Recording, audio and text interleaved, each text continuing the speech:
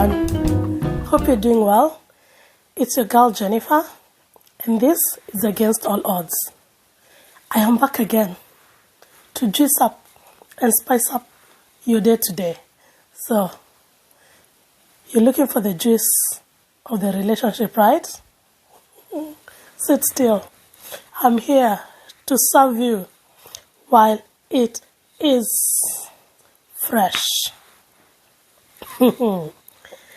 You remember the last time I was telling you about my church girl naivety, curiosity, and how my biology teacher failed me because I paid school fees only to leave class with theory, never understanding the reality of the practicals there. Yes. So today, I'm here to just, I want to bring out the issues that happen in relationships that cause people to go, either find themselves in very bad relationships, or by default, out of the messes they find themselves in, probably end up settling in and having very good relationships in the future. So, I can tell you, my dating life was a bit messy. And I don't have very horrific stories. Maybe I do. But the lack of understanding, the lack of people modeled the right things, but nobody ever communicated. You know, there's one thing of you just see things, and so because people are modeling the right thing, you end up having an idealistic, you think everything will be as ideal as that, but when you come now to reality, you're wondering, I am doing everything that I saw being done by parents, friends, relatives, church, society, but it's not working out for me. So what is wrong? These are some things that, because this is about mental health, and I like to be very practical, and that is the main reason why I even started this YouTube channel, because people sugarcoat things for us. They create a facade, this idealistic world, yet they do not bring us to speed with reality. So, for me, I'll be vulnerable and I'll try to bring you to speed with reality so that if you're a parent, and for me and myself, who is a parent to young girls, I don't want my children to go to school and be taught biology and they think whatever they're being taught about is something that exists somewhere else and is disconnected from their reality. No. I am bringing and I'm exposing my ignorance, my naivety, my curiosity, so that probably if you're a parent, you have a youth, you have a teenager, you're a grandparent, maybe you're not even a parent, you will be a parent in the future. I'm just helping you not to make some of the mistakes I made or the society in our time made, because they never told us things. Here in the West, at least people can call things and name them as they are, because this is how the society here is. But again, it's not just about limited to just telling people and having those conversations. The issue is, after you've had those conversations, do they clearly even understand what you're talking about? Yeah, because a boy can know this is the male organ, a girl will know this is the feminine organ, the female organ or something. But do they even understand when they misuse those organs, what can happen? Yes, we were taught about HIV and AIDS, but how did we connect HIV and AIDS and sex if it is sex that you don't even clearly understand how it happens? So clearly we need to help the society and our children as they're growing up at the right age, when they are able to really understand what you're talking about. So, but have these conversations. I think the closest conversations we ever had were about periods. Like when you, one time you will see something stain your clothes and everything, and you'll feel very awful, and from that time, you've become a woman. then you're told you've become a woman. What woman? I'm thinking like, I go to places and they call me a child. But now I'm told when you have menstruation, you will be a woman. What woman? What were you trying to tell me when you're calling me a woman? Please, let's have these conversations. So, I want... I'm writing a book that I will publish. I never know when. But some of the things that I've been writing, because I've shared them publicly somewhere, so I want I felt like it's good to be reading some of these things to you so that you understand how sometimes I think, right? Because I want to expose you to my ignorance, naivety, curiosity, and introduce you to my worldview of a church girl and relationships, right? So, remember I told you I was crisscrossing hell and heaven, yeah? So, I want to tell you about the 3 faces of this church girl, moi. Phase 1. And it is faces, P-H-A-S-E-S, and faces, F-A-C-E-S. So 3 faces and 3 faces. Face and face.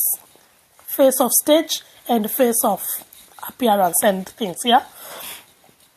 So, the number 1, face and face, was the innocent and naive girl who knew right from wrong from her guarded upbringing. Yes, I had a guarded upbringing because my parents were in ministry, like church. They were church leaders and professional and had a certain image in this and reputation in the community. So, the innocent, naive girl who knew right from wrong from her guarded upbringing. The second face was the innocent, naive, ignorant, and curious girl who knew right from wrong from what was preached by Christian leaders, pastors, etc. And the third face was the girl who discovered God for who he is after questioning morality, falling in sin, and finding redemption through God's grace and forgiveness. But it is church girl number 2 I want us to dwell on. This girl who was innocent, naive, ignorant.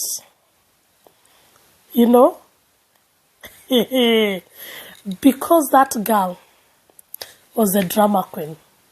And that drama queen is a drama queen that got herself into relationships, right?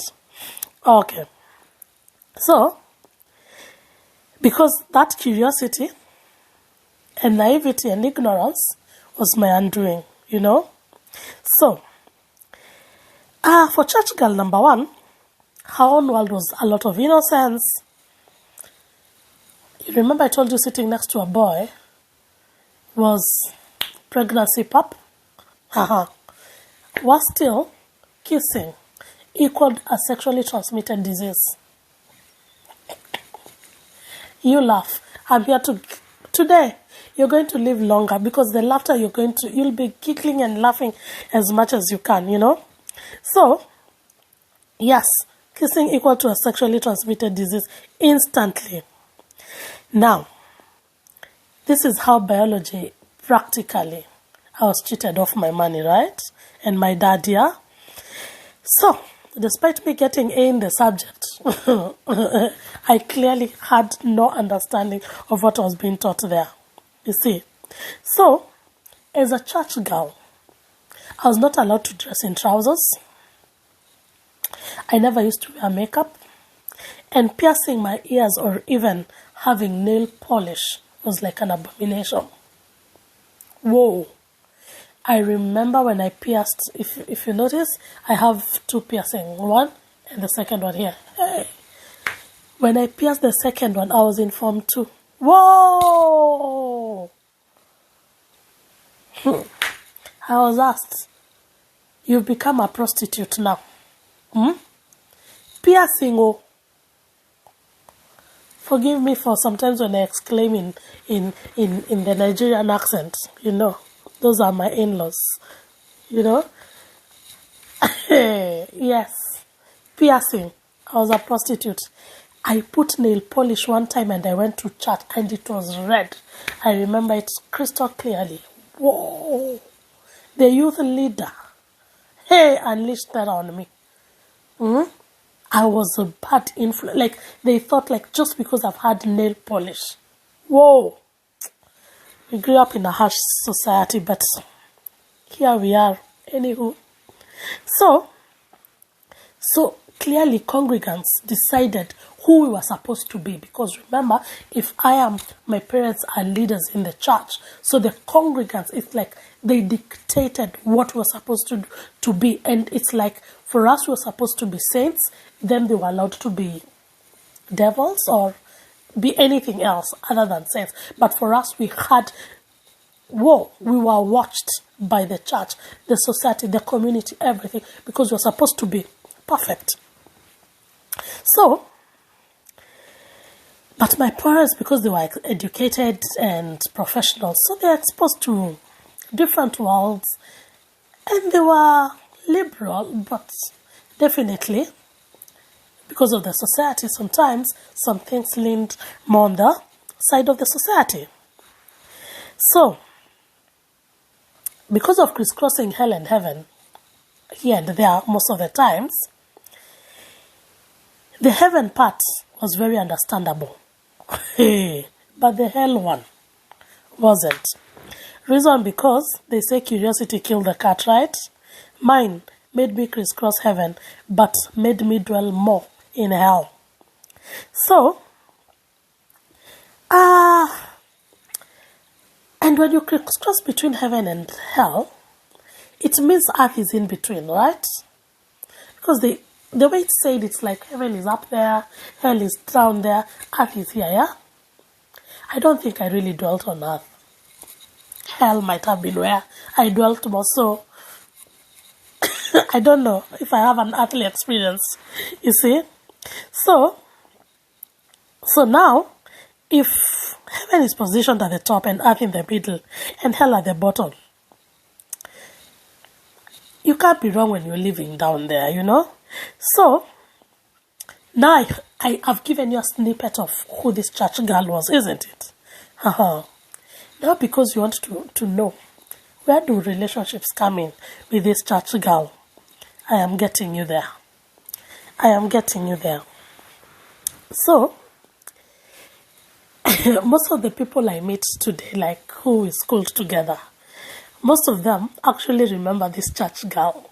Because like when I was in school, I was leading prayers in the assembly, reading the Bible, you know, because this is what I've grown up with. It's like next to nature to me, you know. So most of the people, they remember that very good and innocent side of me. So, and then they always say it's not about where you went to school, but it is who you schooled with, you know. So, this church girl was well-mannered, grounded spiritually, and of course, had the brains academically. Yeah, we had to cram to pass, you know. That was combination for eternal success. Whoa, if you're spiritual, you're living in heaven, then you have some academic prowess. You life, you're excelling by fire, by force. You're going to excel. So that is what the society made us believe. So I went to two boarding schools, both for my primary and secondary education. So, and why I went to boarding school? Because it was believed that's where you get the best of education, isn't it? And my parents wanted to give us the best. So, me going to boarding school was like, whoa, freedom. You know, having parents that are spiritual, professional, wanting you to turn out well, whoa, they're like eagle eyes or hawk eyes. Their eyes were always on us. And me in particular, because I'm a girl. So now you get a chance of going to boarding school. What does that do to you? Some sense of freedom. You can test out if being near a boy for 2 hours is going to make you pregnant. So, I think this is where my spiritual mischief maybe started. After all, I wasn't under their praying eyes, isn't it? So, I remember we even used to go to this church where we would, like how you in the UK, you have a £1 coin, and then you go and get loose change, and then you get the 1p, 5p, and 2p, like that. So you would make sure you get loose change, and then that is the money you'll be giving as offertory every Sunday in those peas. And oh my God. Who made us think that God is so broke that he needs those weird monies? Why couldn't we give him like a good offertory? Anyway, but again, the church we used to go to in one of the boarding schools was outside. So, Sunday was a time you really wanted to go out because we met with other schools in that church. So, it was a chance. Remember, I'm getting into my teenage years. So, some hormones are playing tricks with you, right? So, you want to see some of the cool dudes. You want to see which girls are giving you competition so that you can up your game. Things like that. So, that's happened. And at least had mastered something, like just preaching in school, being very nice, at least for something. When my parents come, they have this good report of me and everything, and I'm charismatic, I'm all good, definitely. Now I'm living more in heavens, right? Yeah. So one time, there's something that you can never cheat: biology and reality. Yeah. So one time, despite my fire for God, fire blazing, I was oozing spiritual power and authority. Whoa. One time in those teenage years, despite the fire, I don't know what happened to this fire, because it could not work on my hormones. So, my hormones decided to let me down.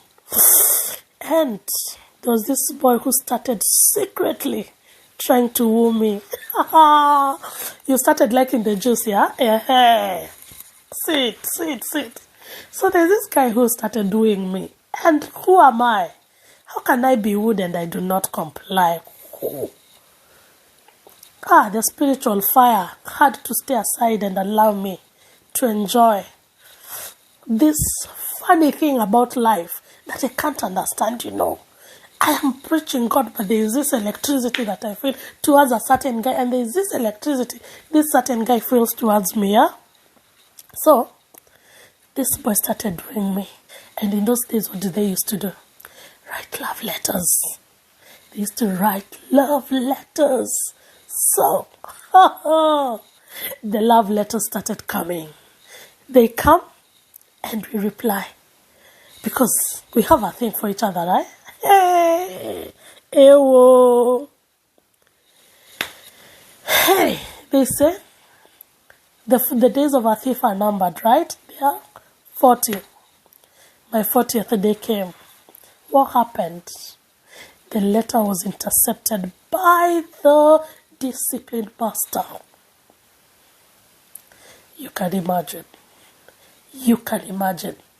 Hey, your hormones are over the roof. Somebody is into you, You're this hot girl, church girl. You're a brainy because you do well academically. But hormones have decided to mess the perfect life. Hey, let me tell you. The beating we got, with the boy, and even a few others who were found out like we were, I promise you, we were given a beating of our lifetime. And to make it worse, shamed publicly on the school assembly parade. Hey. Do you know how you are? I think I was in class 7. You're in class 7 and there are kids, class 1, class 2, who you're being shamed in front of them, the whole school assembly. My My goodness, it was shameful. Shameful, shameful, shameful. But I think you know. If you're a Christian, you know. They always say, when they stoned Stephen and they made him a martyr. A martyr. English is not my first language. Yes. When they stoned him for his faith, what do you think happened? Did it stop the gospel from spreading? It made people even more fiery for Christ. I think that is what disciplining us, shaming us, did to our fire. You're looking for more juice, yeah? Stay put. This is against all odds. To change the world, you need to change your mind. Catch you in the next video. Bye.